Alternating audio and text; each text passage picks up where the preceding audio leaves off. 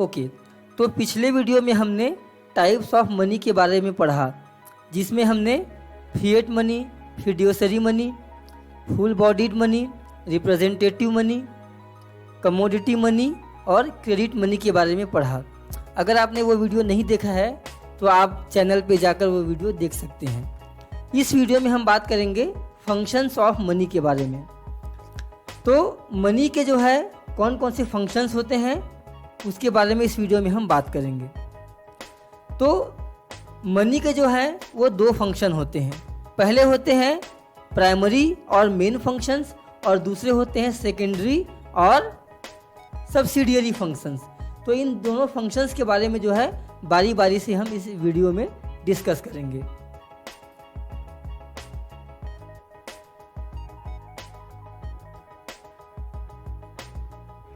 चलिए, तो सबसे पहले हम स्टार्ट करते हैं प्राइमरी और मेन फंक्शंस के बारे में। तो प्राइमरी और मेन फंक्शंस क्या होते हैं?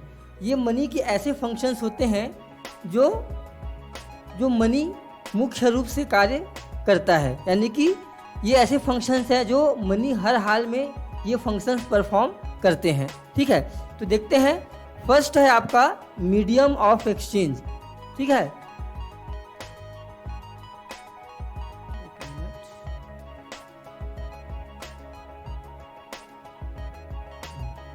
ठीक है, तो आपका फर्स्ट फंक्शन है मीडियम ऑफ एक्सचेंज। ठीक है, तो मनी जो है एक मीडियम ऑफ एक्सचेंज के रूप में काम करता है। इसका ये मतलब है कि हम मनी के बदले कोई भी गुड्स और सर्विस को एक्सचेंज कर सकते हैं। इसके पहले जो बार्टर सिस्टम होता था, जिसमें गुड्स को हम गुड्स के बदले एक्सचेंज करते थे, उस सिस्टम में जो है हमको हर चीज़ गुड्स के बदले में जो है एक्सचेंज करना होता था। ठीक है, तो उस समय मनी नहीं था। तो उस समय क्या होता था, आपके जो सेल और परचेस के जो एक्टिविटीज़ थे वो दोनों सेम होता था। यानी कि अगर आपको कोई चीज़ सेल करना है तो परचेस भी करना पड़ेगा, और अगर आपको परचेस करना है तो सेल भी करना पड़ेगा। इस प्रकार से उस सिस्टम में जो है बार्टर सिस्टम में there was a problem of double coincidence of want. ठीक है, तो डबल कोइंसिडेंस ऑफ वांट की प्रॉब्लम थी और उस प्रॉब्लम को जो है मनी ने सॉल्व किया। ठीक है, तो कहने की मतलब है कि money act as a medium of exchange. ये मनी का सबसे पहला और मुख्य प्राइमरी फंक्शन है। ठीक है, सेकंड हमारा फंक्शन है मनी का, that is measure of value. Measure of value का मतलब है मीजर ऑफ वेल्थ। ठीक है, यानी कि measure of goods and services, sorry. ठीक है, measure of value means measure of goods and services. तो ये क्या होता है? ठीक है, मनी के हेल्प से जो है हम सभी गुड्स और सर्विसेज को मीज़र कर सकते हैं। पहले क्या था, बार्टर सिस्टम में ऐसा कोई कॉमन यूनिट नहीं था जिससे हम प्रोडक्ट्स एंड सर्विसेज को मीज़र कर पाएँ, यानी कि उसकी वैल्यू पता कर पाएँ। जैसे कि फॉर एग्जांपल, जैसे सपोज़ कोई काऊ है, आज के डेट में हम बता सकते हैं जनरली जो मतलब कि में भी डिपेंड करता है ना, कि 10,000 20,000 जैसे एक काऊ का सपोज वो उसकी कीमत है। ठीक है, एक काऊ मिल जाता है तो वो आज हम बता सकते हैं, लेकिन बार्टर सिस्टम में ऐसा बता पाना मुश्किल था क्योंकि उस समय मनी था ही नहीं। ठीक है, तो कहने की मतलब है मीजर ऑफ वैल्यू का ये मतलब है कि मनी जो है वो हर चीज़ को मीज़र कर सकता है इन मॉनेटरी यूनिट। ठीक है, मनी के फॉर्म में, जैसे कि हम कोई भी प्रॉपर्टी हो, चाहे कोई भी गुड्स हो, ठीक है, कोई भी सर्विस हो, उसका एक जो वैल्यू होता है उसको हम मीज़र कर सकते हैं। ठीक है, और इसी को हम बोलते हैं, इसका एक और नाम है, it is also known as unit of account. इसको हम क्या बोलते हैं? Unit of account. Unit of account का मतलब होता है कि money act as a common unit. Money act as a common unit for measurement. ठीक है, इसका मतलब होता है यूनिट ऑफ अकाउंट। और इसी के मनी के आविष्कार की ही वजह से जो अकाउंटिंग का जो सिस्टम है उसका आविष्कार हुआ है ना। चलिए, तो ये आपका दूसरा मुख्य फंक्शन है। अब आगे हम जानेंगे सब्सिडियरी फंक्शंस और secondary functions of money. Money के जो सेकेंडरी फंक्शंस हैं वो कौन कौन से हैं? ठीक है, तो आपका जो सबसे पहला सेकेंडरी फंक्शन है वो है स्टैंडर्ड ऑफ डेफर्ड पेमेंट। ठीक है, मनी जो है एक स्टैंडर्ड है, स्टैंडर्ड समझते हैं एक ठीक है, स्टैंडर्ड को क्या बोलेंगे हम, मानक। ठीक है, स्टैंडर्ड को हम मानक कहते हैं। तो एक डेफर्ड पेमेंट का मतलब होता है फ्यूचर पेमेंट्स। तो फ्यूचर पेमेंट के लिए एक मानक रूप है। ठीक है, यानी कि कोई भी ऐसा पेमेंट जो आपको फ्यूचर में करना है वो आप मनी के हेल्प से आसानी से कर सकते हैं। बार्टर सिस्टम में क्या होता था, उस समय मनी नहीं होता था। तो मनी नहीं होता था तो जैसे मान लेते हैं कि आपने सपोज़ किसी व्यक्ति से सपोज़ 1 क्विंटल वीट लिया हुआ है और आपको जो है उसको 1 महीने के बाद जो है मान लेते हैं 1 साल के बाद पे करना है, उसको देना है वापस। ठीक है, तो क्या होगा कि 1 साल के बाद सेम क्वालिटी का वीट आपको देना बहुत मुश्किल हो जाएगा, क्योंकि वीट में क्वालिटी का डिफरेंस आता है। दूसरी बात, आपको कुछ उसको ब्याज के तौर पर कुछ और वीट देना पड़ेगा। तो ये कैलकुलेट करना भी मुश्किल है कि कितना वीट आपको देना है ना। खैर उस समय आप पहले से जो बात आप किए रहते हैं उस पर डिपेंड करता है। ठीक है, तो कहने की मतलब है कि अगर आपने 1 क्विंटल गेहूँ लिया हुआ है उधार और 1 साल के बाद देना है तो सेम क्वालिटी का वीट उसको देना जो है बहुत मुश्किल है। ठीक है, तो यहाँ पास क्या है कि अब जैसे ही मनी का आविष्कार हुआ तो मनी का आविष्कार होने के बाद जितनी प्रकार के फ्यूचर पेमेंट्स है वो बहुत आसान हो गए, क्योंकि यहाँ पास जैसे मान लेते हैं किसी को आपको सैलरी देना है। ठीक है, तो आप एक निश्चित जो है आप मनी बांध सकते हैं उसको, है ना, कि जैसे मान लेते हैं सैलरी सपोज 10,000 पर मंथ दे रहे हैं तो 1 महीने के बाद उसको आप जो है 10,000 पर मंथ दे सकते हैं। जैसे मान लेते हैं आपने किसी से जो है सपोज बोरोइंग किया है, पैसा उधार लिया है और 1 साल के बाद आप दे रहे हैं उसको, तो उसमें जो भी इंटरेस्ट रेट पे जिस भी रेट पे बात हुआ है उतना इंटरेस्ट आप उसको एक्स्ट्रा दे करके प्रिंसिपल अमाउंट के साथ आप दे सकते हैं। ठीक है, तो इस प्रकार से आज के डेट में जितने प्रकार के डेफर्ड पेमेंट है या फ्यूचर पेमेंट है उसको हम मनी के हेल्प से कर सकते हैं। ठीक है, तो ये होता है आपका जो नेक्स्ट फंक्शन है सेकेंडरी फंक्शन में वो है स्टोर ऑफ वैल्यू। ठीक है, तो मनी क्या करता है, money act as a store of value. अब यहाँ पास स्टोर ऑफ वैल्यू का मतलब होता है स्टोर ऑफ वेल्थ, है ना। पहले बार्टर सिस्टम में क्या होता था कि हमारे पास मनी नहीं होने की वजह से हमें गुड्स एंड सर्विस, गुड्स के फॉर्म में या फिर प्रॉपर्टी के फॉर्म में जो है हमें वेल्थ को हम स्टोर करते थे।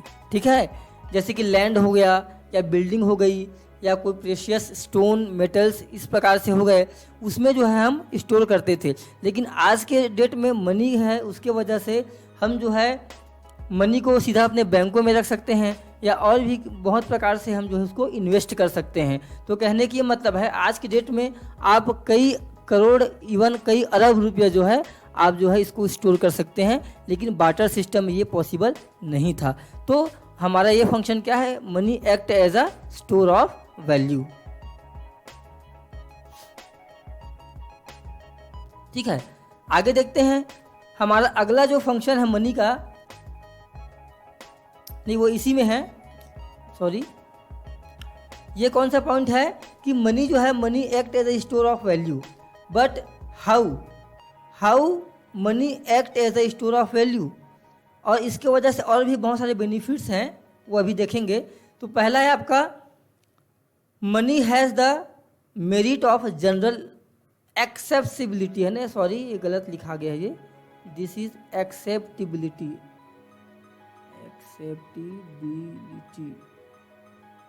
ठीक है। तो मनी जो है it act as a store of value, है ना। तो ये 3 कारणों की वजह से जो है money act as a store of value. पहला क्या है, मनी जो है generally it is acceptable by everyone, है ना, हर कोई मनी को एक्सेप्ट कर लेता है because it is authorized by the government, by the RBI। ठीक है, सेकेंड कारण है कि value of money remains relatively unstable compare to other commodities. ठीक है, जो मनी का जो वैल्यू है वो स्टेबल रहता है as compare to other commodities, दूसरे गुड्स की अपेक्षा में जो मनी का जो वैल्यू है वो स्टेबल रहता है, स्थायी रहता है। और तीसरी जो बात है वो है storage of money does not need much space. ठीक है। मनी को स्टोर करने में जो है हमें ज़्यादा स्पेस नहीं लगता, ठीक है। तो ये जो हमारे 3 रीजंस हैं जिसके वजह से, because of this 3 reasons money act as a store of value, और इन्हीं तीनों चीज़ों की वजह से जो है मनी को वेल्थ के रूप में स्टोर करना ज़्यादा आसान हो गया है, ठीक है। अगला जो हमारा फंक्शन है मनी का, that is transfer of values, ठीक है। So money act as a transfer of values, ठीक है। तो बार्टर सिस्टम में क्या होता था, बार्टर सिस्टम में आपको सपोज गुड्स और सर्विसेज को एक जगह से दूसरी जगह आपको ट्रांसपोर्ट करना हो तो जो है बहुत ज़्यादा दिक्कत करना पड़ता था। जैसे मान लेते हैं कि आपको कोई गुड्स है, उसको रायपुर से जो है सपोज आपको दिल्ली ट्रांसफ़र करना है, तो आपको जो है ना, आपको गुड्स को करना पड़ता था क्योंकि उस समय मनी था नहीं, ठीक है। लेकिन मनी के आविष्कार होने के बाद उसको ट्रांसफ़र करना बहुत आसान हो गया है, ठीक है। क्योंकि मनी को जो है आप आज के डेट में बैंक अकाउंट्स के माध्यम से आप जो है मिनटों में जो है ट्रांसफ़र कर सकते हैं, ठीक है। सो देखिए first point, money serve as a convenient mode of transfer of values. It was not possible in the barter system because you need purchasing power in those places where goods are purchased, ठीक है। तो अगर मान लेते हैं जैसे खास करके इंटरनेशनल ट्रांजेक्शन्स है, अगर आपको सपोज किसी दूसरे देश से कोई चीज़ मंगानी है, ठीक है, तो आज के डेट में बहुत आसान है कि आप जो है उनको उनके अकाउंट में मनी ट्रांसफ़र कर देंगे और वो जो है आपको जो भी गुड्स है उसको वो सेंड कर देंगे। तो आज ये बहुत आसान है, लेकिन पहले ये इतना आसान नहीं था, ठीक है। तो मनी जो है एक ट्रांसफ़र ऑफ वैल्यू के रूप में एक्ट करता है, ठीक है। So by facilitating transfer of value money has promoted both consumption and investment and the concept of global economy, ठीक है। तो मनी ने जो है कंजप्शन को भी और इन्वेस्टमेंट को भी बूस्ट किया है, प्रमोट किया है, because it act as a transfer of value. और इसी फीचर की वजह से, मनी के इसी फीचर की वजह से ग्लोबल इकोनॉमी का जो कॉन्सेप्ट है ना, ये सफल हो पाया है, ठीक है। अगर पैसे ट्रांसफ़र नहीं हो पाते या कैपिटल ट्रांसफ़र नहीं हो पाते तो ग्लोबल इकोनॉमी नहीं बन पाती, ठीक है। चलिए अगला फंक्शन है स्टैटिक एंड डायनेमिक फंक्शन। तो अभी हमने जो फंक्शन देखा, हमने 5 फंक्शन देखा, ठीक है। सबसे पहला क्या है, एक्सचेंज, है ना, मेजर ऑफ एक्सचेंज। उसके बाद क्या है, मेजर ऑफ वैल्यू, ठीक है, मेजर ऑफ वैल्यू। एक बार और देख लेते हैं।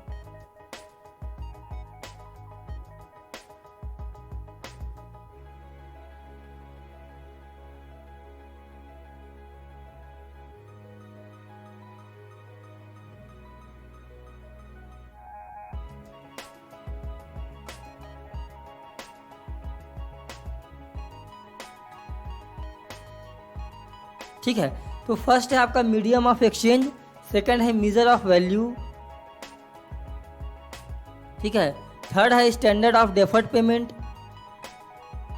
फोर्थ है स्टोर ऑफ वैल्यू, है ना, फिफ्थ है, ये फोर्थ का पार्ट है, फिफ्थ है ट्रांसफ़र ऑफ वैल्यू।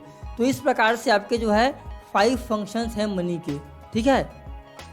चलिए अब आगे देखते हैं static and dynamic function of money, money का स्टैटिक और डायनेमिक फंक्शन। तो पहले समझते हैं कि होता क्या है। तो देखिए मनी जो होता है उसके कुछ स्टैटिक फंक्शन है। स्टैटिक मतलब कि ऐसे फंक्शन जो चेंज नहीं होते, जो समय के अनुसार चेंज नहीं होते, वो फिक्स्ड होते हैं। और मनी के कुछ ऐसे फंक्शंस भी है जो समय के अनुसार चेंज हो जाते हैं, उनको हम बोलते हैं डायनेमिक फंक्शन, ठीक है। क्योंकि आज की डेट में जो है मनी का जो यूज़ है वो कई प्रकार से चेंज हो रहा है, ठीक है। तो देखिए कॉन्सेप्ट को, the use of money is static as well as dynamic in nature. Money performs both static as well as dynamic function, है ना। मनी दोनों फंक्शन परफॉर्म करता है। तो फर्स्ट हमारा है static function of money. Static function of money क्या होता है कि मनी जो है, मनी का जो यूज़ है वो चेंज नहीं होता। तो जितने भी हमने आपका प्राइमरी फंक्शंस पढ़े हैं मनी के बारे में, प्राइमरी फंक्शंस और सेकेंडरी फंक्शंस। वो जो सभी फंक्शंस है वो क्या हैं, वो है आपका स्टैटिक फंक्शन ऑफ मनी। जैसे कि money act as a medium of exchange, money act as a measure of value, money act as a standard for deferred payment, ठीक है, money act as a store of value. तो ये जो सारे functions हैं वो आपके स्टैटिक फंक्शन हैं, यानी कि ये कभी चेंज नहीं होगा, ये ऐसे ही चलते रहेंगे, ठीक है। लेकिन बाय डेफिनेशन क्या है स्टैटिक फंक्शन, मतलब they are the conventional function of the money, ठीक है। यहाँ देखिए, static function of money refers to conventional function of money. Conventional का मतलब होता है ट्रेडिशनल, तो मनी का ट्रेडिशनल फंक्शन को हम क्या कहते हैं, स्टैटिक फंक्शन, ठीक है। So this function includes these functions only help to regulate the economic system. They do not stimulate the system into a higher level of growth and development. तो ये जो फंक्शंस हैं वो इकोनॉमी को एक स्थायित्व प्रदान करते हैं, ठीक है। एक इकोनॉमी को जो है उसका जो डेवलपमेंट है, डेवलपमेंट के लेवल को बना के रखते हैं, लेकिन और फर्दर ग्रोथ इनसे नहीं होता, ठीक है। और कौन कौन सी वो फंक्शंस हैं, सेम फंक्शन है, medium of exchange, measure of value, store of value, transfer of value and standard for deferred payment, ठीक है। तो ये सारे फंक्शंस हैं, they are called as static function of money. अब आगे देखते हैं डायनामिक फंक्शन ऑफ मनी। तो डायनामिक फंक्शन क्या है, मनी के ऐसे फंक्शंस जो समय के अनुसार चेंज हो जाते हैं, ठीक है। तो आप देखिए आज की डेट में बहुत सारे फंक्शन हैं जैसे कि जो चेंज हो रहे हैं, ठीक है। जैसे आपको एग्जांपल दूं, जैसे कि मान लेते हैं, जैसे पहले जो है हम मनी से नॉर्मली जो फिजिकल गुड्स होते थे उसको आपको फिजिकल मनी देना होता था और हम खरीदते थे। लेकिन आज की डेट में आप वर्चुअल जो है आपके अकाउंट से पैसा कट जाता है और आप खरीद लेते हैं। वैसे ही देखिए आज की डेट में आप ऑनलाइन जो है शेयर्स खरीद सकते हैं, ठीक है। और आप जो है क्रेडिट फैसिलिटी की वजह से आप जो है बिना पैसे पे किए आप जो है कोई चीज़ को आप आज की डेट में खरीद सकते हैं। तो ये क्या है, ये जो है मनी का जो यूज़ है वो चेंज हो रहा है, ठीक है। तो आप समझते हैं इसका meaning, dynamic function of money, ठीक है। तो डायनामिक फंक्शन ऑफ मनी का क्या मतलब होता है, it refers to non conventional और न्यू फंक्शन ऑफ मनी, ठीक है। मनी का नया या फिर नॉन कन्वेंशनल यानी कि गैर परंपरावादी कार्य को हम क्या कहते हैं, डायनामिक फंक्शन ऑफ मनी। तो this functions impart stability to the economy and push an economy to a higher level of growth and development. तो ये जो फंक्शंस होते हैं वो इकोनॉमी को स्टेबिलिटी भी देते हैं, यानी कि स्थायित्व भी देते हैं, और साथ ही साथ ग्रोथ और डेवलपमेंट को भी बढ़ाते हैं, ठीक है। तो डायनेमिक फंक्शन ऑफ मनी में कौन कौन से फंक्शन इंक्लूड होते हैं।